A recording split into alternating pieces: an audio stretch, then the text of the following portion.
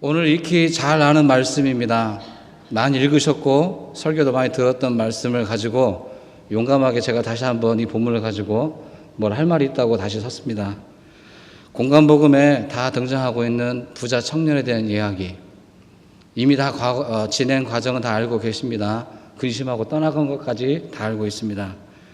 이 예수님께 질문을 던진 이 청년에 대해서 그러나 각 복음서마다 구별되게 좀 다르게 기록한 것이 있고 공통되게 기록되는 내용이 있습니다. 먼저 다르게 묘사하고 있는 것은 이 사람이 누구인가 라고 했을 때 이 사람에 대해서 각기 다르게 표현하고 있습니다. 마태 오늘 읽었던 본문에는 어떤 사람, 마가복음에는 재물이 많은 사람, 누가복음에서는 부자 관리로 마치 다른 사람을 보여주는 것처럼 이렇게 묘사를 하고 있습니다. 그런데 오늘 마태는 어떤 사람으로 시작해서 청년이었다가 재물이 많은 사람으로 이렇게 점점 구체적으로 이야기를 진행시켜 나가면서 이 사람이 과연 어떤 중심으로 살아가고 있는지를 마치 돋보기로 보여주는 것처럼 이렇게 보여주고자 하고 있습니다. 오늘 본문에 보여주는 이 어떤 사람, 이 부자 청년은 어떤 자세로 인생을 살았을까? 공간복음에서 공통적으로 보여주고 있는 것 세 가지 점이 있습니다. 궁금증이 있을 때 이 궁금증을 해결하기 위해서 구체적인 방법을 찾고 있는 사람으로 오늘 성경은 이 사람을 보여주고 있습니다. 예수님께 묻습니다. 구체적으로 어느 말씀을 지켜야 됩니까? 내가 무엇을 더 하면 이 부족함이 채워지겠습니까? 지금까지 공간복음서에 보여줬던 어느 누구도 이렇게 적극적으로 구체적으로 실제적인 질문을 던져온 사람은 없었습니다. 그러나 오늘 이 청년은 예수님에게 다가와서 구체적으로 묻습니다. 내가 해온 것은 여기까지 했습니다. 무엇을 더 해야 되겠습니까? 두 번째 자세가 있습니다. 이 말을 통해서 이 청년은 예수님께 드러내고자 하는 마음이 있습니다. 나는 다 했습니다. 전통에 따라 율법에 따라 가르침을 받은 대로 내가 할 수 있는 도리는 다 했습니다 라고 고백합니다. 그러나 예수님의 눈에 비춰진 이 청년은 정작 중요한 것은 하지 않고 나는 다 할 수 있다, 모든 것을 했다라고 호언장담하는 청년으로 오늘 이 본문은 이 청년을 그려내고 있습니다. 정말 중요한 것, 꼭 해야 할 것은 하지 않고 내가 할 수 있는 것만을 해왔으면서 다 했다라고 생각하는 것입니다. 세 번째는요, 예수님께서 답을 주셨을 때 예상하지 못한 말씀이 주어집니다. 이 말씀은 자신이 원했던 말씀도 기대했던 말씀도 아니었습니다. 그런데 예상하지 못한 말씀이 주어지니까 구체적인 말씀을 요구했던 이 청년이 본질적인 말씀이 주어지니까 근심하며 뒤돌아 가버렸습니다. 내가 듣고 싶은 말씀을 강화시켜 주기를 원했는데 손에 움켜쥐고 있는 것을 내려놓을 수가 없었던 이 청년은 근심하며 뒤를 돌아갈 수밖에 없었습니다.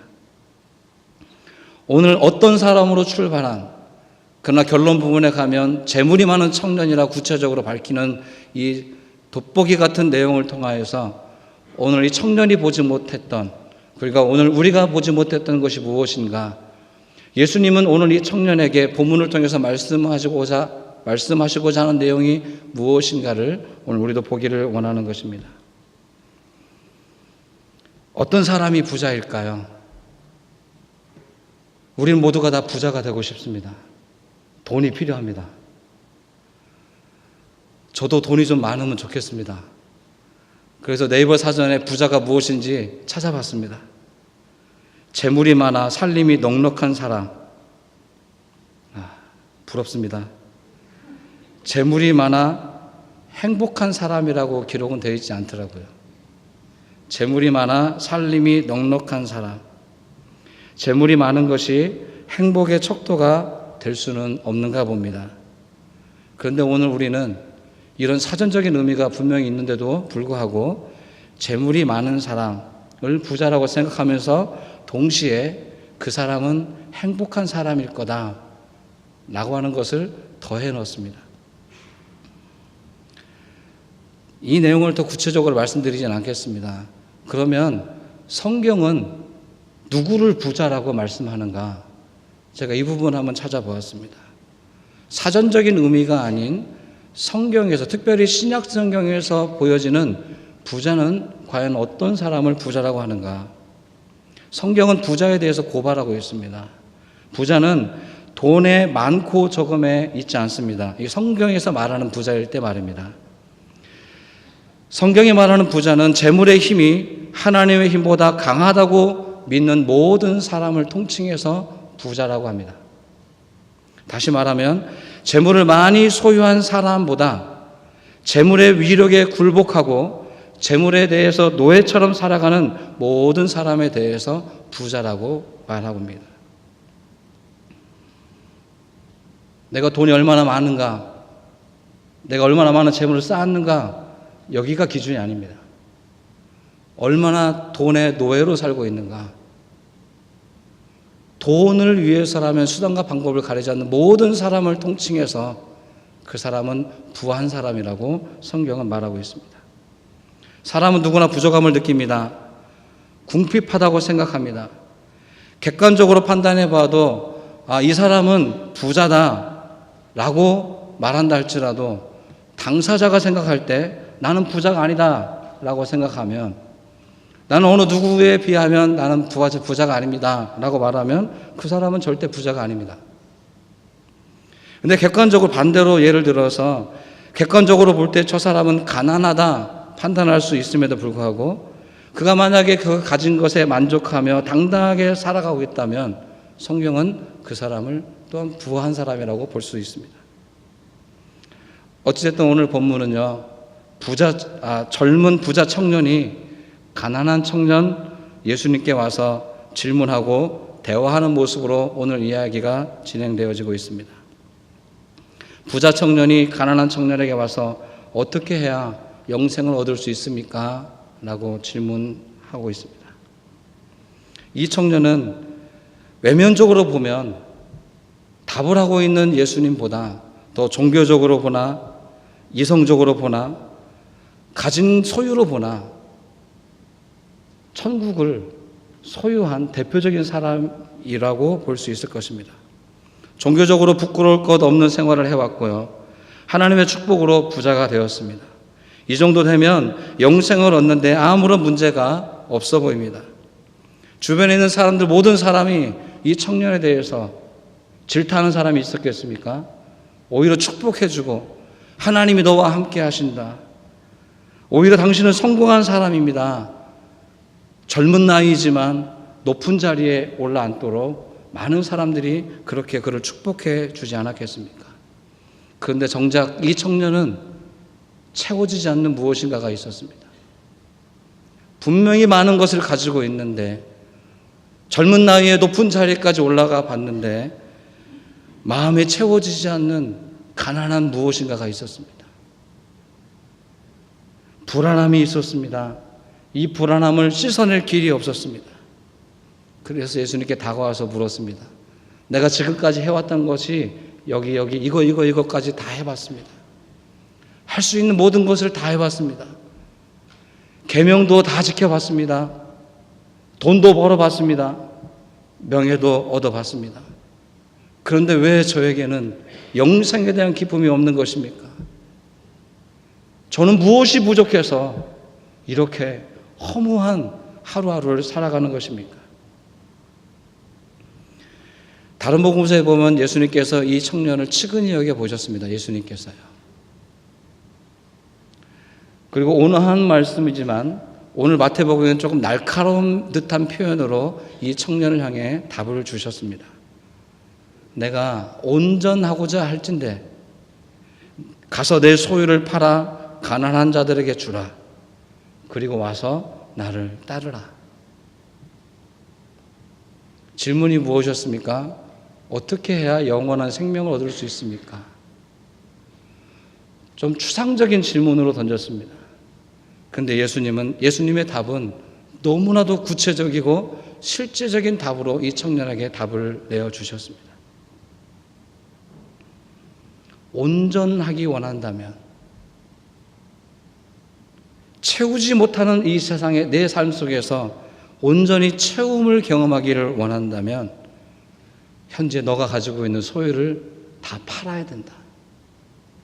그것은 내 것이 아니라고 선언해야 된다. 그리고 난 이후에 너는 나를 따르라.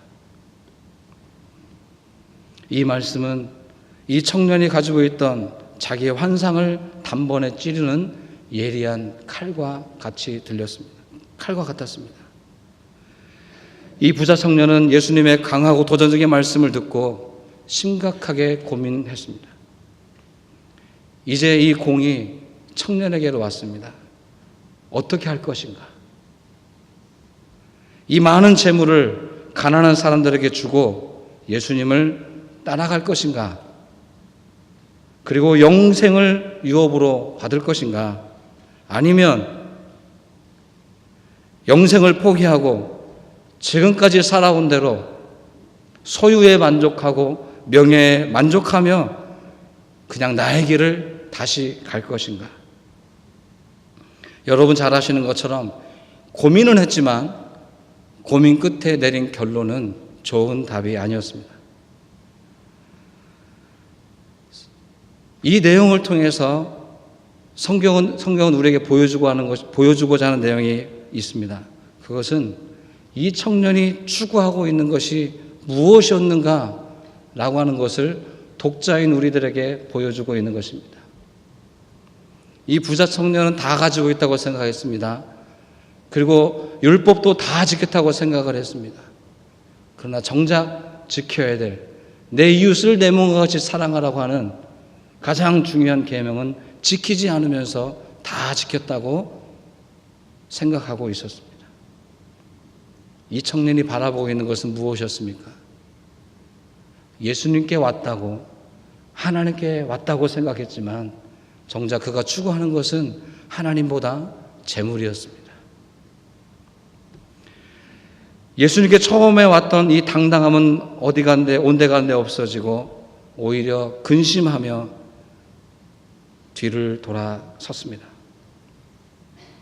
성경은 오늘 본문은 이렇게 뒤돌아선 이 청년이 무엇 때문인지 또한 말해주고 있습니다. 그 청년이 재물이 많음으로 많은 것이 문제였습니다. 부족함을 채우기 위해서 다가왔는데 예수님은 오히려 반어적으로 이 청년의 문제는 부족함이 아니라 많아서 생긴 문제라고 보여주고 있는 것입니다. 많은 재물을 소유한 청년은 이 많은 재물 중에 많은 재물을 포기할 수가 없었습니다. 예수님은 우리에게 말씀을 주실 때 산상수훈에서부터 가난하여질 것을 우리에게 말씀하십니다. 예수님을 품겠다고 예수님을 따르겠다고 말하는 모든 사람들에게 예수님은 가난해질 것을 요청하십니다. 그런데 이 요구를 받을 때 우리는 이 말씀을 어떻게 받습니까? 이 가난함이 무엇인가? 영적 가난이다라고 생각을 합니다. 산상수훈에도 분명히 심령이 가난한 자가 복이 있다고 그랬으니까 마음이 가난해지면 되지. 영적인 가난이 최고의 가난이다 생각을 하십니다. 분명히 예수님은 가난해지라고 했는데요. 우리는 가난해지는 것보다 오히려 부해지고 싶어서 더 노력을 합니다. 분명히 말씀하는 것은 성경은 영적 가난도 말하지만 실제적인 가난도 얘기합니다. 내 소유를 다 팔아야 되고 가족과 친지를 떠나야 되고 내 손에 있는 그물을 포기해야 되고 구체적으로 네가 지금 먹고 살고 있었던 이 모든 것들을 포기할 수 있는가? 구체적으로 예수님은 질문하고 있는 것입니다. 그럼에도 불구하고 우리 교회는 이 가난이 영적 가난으로만 들려옵니다. 왜 그렇습니까? 우리에게도 오늘 본문에 등장하는 이 어떤 사람과도 같이 너무나 많은 것을 가지고 있기 때문에 그렇습니다.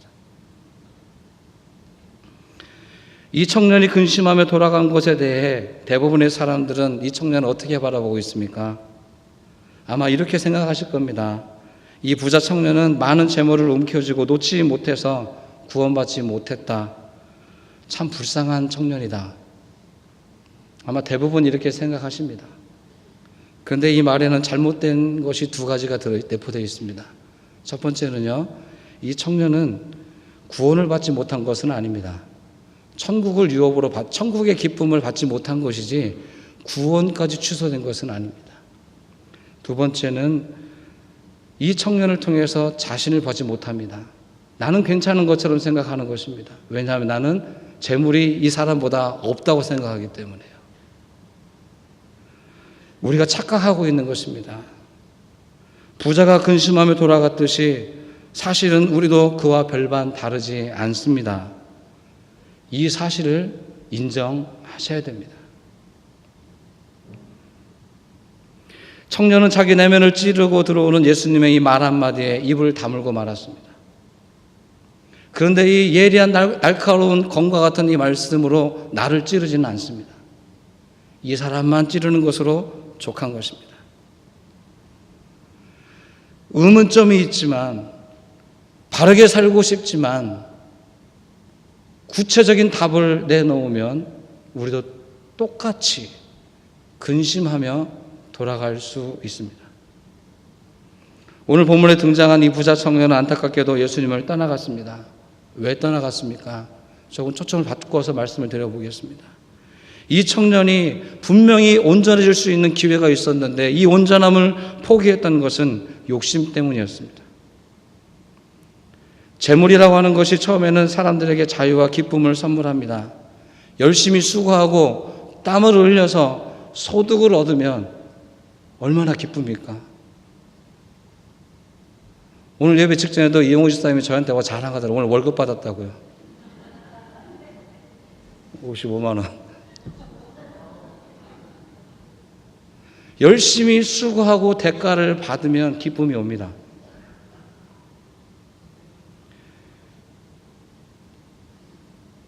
그런데 문제가 생기는 것은 이 일용할 양식을 벌어들이는 노력이 아니라 너무 많은 것이 쌓이기 시작할 때 통장에 잔고가 늘어가고 부동산이 쌓여가고 집이 생기고 하다 보면, 저는 잘 모르겠지만 요즘 뭐 비트코인도 있고 부동산 투기 이런 거 하는데 없다 보니까 저는 관심도 없어요. 그런데 재물을 가지신 분들은 어떻게 투자해야 더 많은 소득을 올릴까 전전긍긍 하시는 것 같더라고요. 밤에 잠도 못 주무신답니다. 뉴스 보니까 교인들도 비트코인에 빠져 있는 분들이 의외로 많다고 또 기사가 나오더라고요. 이걸 어떻게 받아들여야 되겠습니까? 하나님을 믿는다고 하는데 비트코인이 뭐라고, 이 가상화폐가 뭐라고 거기에 빠져서 잠도 못 주무시고, 잠을 안 자고 기도해도 졸판인데 기도할 때는 잠이 잘 오는데 왜 돈만 생각하면 잠이 이렇게 안 오는 것인지. 사람이 돈을 지배하는 것이 아니라 어느 순간인가부터 돈이 사람을 지배하기 시작합니다. 돈보다 더 소중한 것이 분명히 많이 있는데 그 더 소중한 것을 바라보지 못하게 만듭니다. 예수님의 말씀을 들었는데도 불구하고 돈의 사슬을 끊지 못한 채 영생의 길에서 뒤돌아선 이 청년, 지금도 부자 청년처럼 돈 때문에 하나님의 나라를 보지 못하고 하나님의 나라의 문턱까지 혹시 갔다 하더라도 돈에 걸려 넘어지는 사람이 현재는 없습니까? 이 청년이 예수님을 떠난 것은 고정관념 때문입니다. 이 당시 유대인들도 마찬가지지만 오늘 우리에게도 고정관념이 있습니다. 부자는 하나님께로부터 축복받은 사람이다. 그런데 오늘 이 본문 바로 뒤에 보면 부자에 대해서 더 충격적인 이야기를 예수님이 하고 계십니다. 부자는 하나님 나라에 들어가기가 어렵다. 얼마나 어려운지 낙타가 바늘귀로 들어가는 것보다 더 어렵다. 충격적이지 않습니까? 도무지 하나님의 축복으로 이 부를 생각했는데 오히려 하나님의 나라를 들어가는데 걸림돌이 된다. 라고 예수님이 말씀하시니 도무지 이해가 되지 않습니다.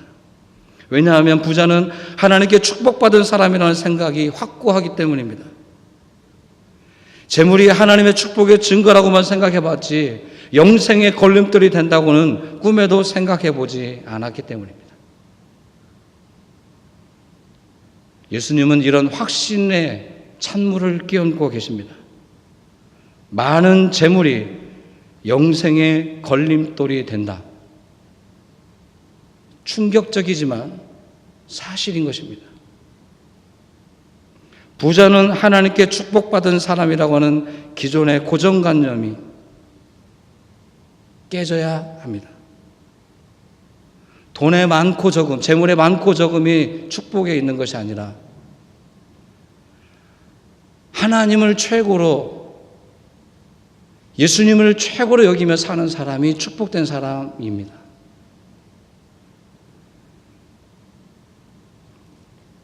이 청년은 오늘 가능성이 많았던 사람입니다. 그런데 이 재물에 대한 고정관념 때문에 진리를 듣지 못했고 어떻게 보면 비극의 주인공이 되어버리고 말았습니다. 만약에 이 청년이 마음을 열고 자기가 가지고 있는 재물들을 실제로 가난한 사람들에게 다 나눠주고 예수님을 따라갔다고 한다면 이 청년은 성경은 다르게 기록했을 것입니다. 세계 교회사 역사 가운데 실제로 부자였던 많은 사람들이 예수님을 따르기 위해서 자신의 전 재산을 가난한 사람에게 주고 따라갔던 사람들이 많이 계십니다. 우리는 없을 것이라고 생각되어지는데 교회사를 공부하다 보니까 많은 사람들이 자기의 재물을 실제로 다 버려두고 신발도 신지 않고 광야에 나가서 일평생 동안 주의 말씀을 묵상하며 살아왔던, 삶의 등불처럼 살아냈던 사람들이 수없이 많이 있었습니다. 신앙이란 것이 무엇입니까? 예수님을 통해서 자기의 이기심과 욕망을 채우는 것이 아니라 오히려 예수님을 통하여 나의 이기심과 욕망을 뛰어넘어버리는 것입니다. 이 세상의 질서와는 완전히 다른 하나님의 나라를 사모하고 그 나라를 살아보기 위해서 예수님의 말씀에 목숨을 걸어보는 것입니다. 신앙은 내가 원하는 것을 얻어내는 도구가 될 수 없습니다. 예수님을 믿고 천국에 가는 것과 천국에 가기 위해서 예수님을 믿는 것은 같은 것 같지만 하늘과 땅 차이를 두고 있습니다. 예수님을 잘 믿어서 하나님의 나라를 이루려는 사람과 천국에 가기 위해서 예수님을 믿어 보아야 되겠다고 하는 사람과 어떻게 같은 길을 갈 수 있겠습니까? 신앙생활을 나의 삶의 도구로 전락시키시면 안 됩니다. 예수님을 바르게 따라가기 위해서 나의 소유도, 내가 가장 아끼는 것도 내려놓을 수 있다. 최소한 이런 신앙적인 고백이라도 할 수 있어야 예수님을 따라가는 길이 되지 않겠습니까? 박경리 선생님의 사람의 됨됨이라는 시가 있습니다. 우연히 검색하다 이 시를 설교 준비해서 찾아냈는데요. 제가 이 시를 한번 읽어드리겠습니다. 가난하다고 다 인색한 것은 아니다. 부자라고 모두가 후한 것도 아니다. 그것은 사람의 됨됨이에 따라 다르다. 후함으로 하여 삶이 풍성해지고 인색함으로 하여 삶이 궁색해 보이기도 하는데 생명들은 어쨌거나 서로 나누며 소통하게 돼 있다. 그렇게 아니하는 존재는 길가에 굴러 있는 한낱 돌멩이와 다를 바 없다. 나는 인색함으로 하여 메마르고 보잘것없는 인생을 덜어 보아왔다. 심성이 후하여 넉넉하고 생기에 찬 인생도 덜어 보아왔다. 인색함은 검약이 아니다. 후함은 낭비가 아니다. 인색한 사람은 자기 자신을 위해 낭비하지만 후한 사람은 자기 자신에게는 준열하게 검약한다. 사람 됨됨이에 따라 사는 세상도 달라진다. 후한 사람은 늘 성취감을 맛보지만 인색한 사람은 먹어도 늘 배가 고프다. 천국과 지옥의 차이다. 박경리 선생의 위에 이 글 속에서 천국과 지옥의 차이는 사람 됨됨이 그리고 마음의 씀씀이에 따라 있음을 이 시는 보여주고 있습니다. 우리가 온전해지는 것의 차이는 어디에 있습니까? 무엇인가를 계속 내 부족함을 알고 채우려고만 노력하는 것과 이미 너무나 많은 것을 가졌다 생각하고 나누려고 하는 이 행복과 어느 것이 천국의 삶이겠습니까? 영혼이 맑고 아름다운 사람들은 물질의 소유에 연연하거나 집착하지 않습니다. 저는 그런 사람을 볼 때 참 존경스럽습니다. 그리고 그런 분을 따라가고 싶습니다. 실제 우리 주변에 그런 분들이 계십니다. 소유에다 목적을 두지 않고 존재의 목적을 두며 예수님을 묵묵히 따라가는 그런 사람들이 우리 주변에도 있습니다. 바로 그 사람이 되어보시면 어떻겠습니까? 예수님을 담아내기 위해서는 리을을 빼셔야 합니다. 나의 욕망과 나의 재물을 빼내야 충분히 예수님으로 가득 채워지게 될 줄로 믿습니다.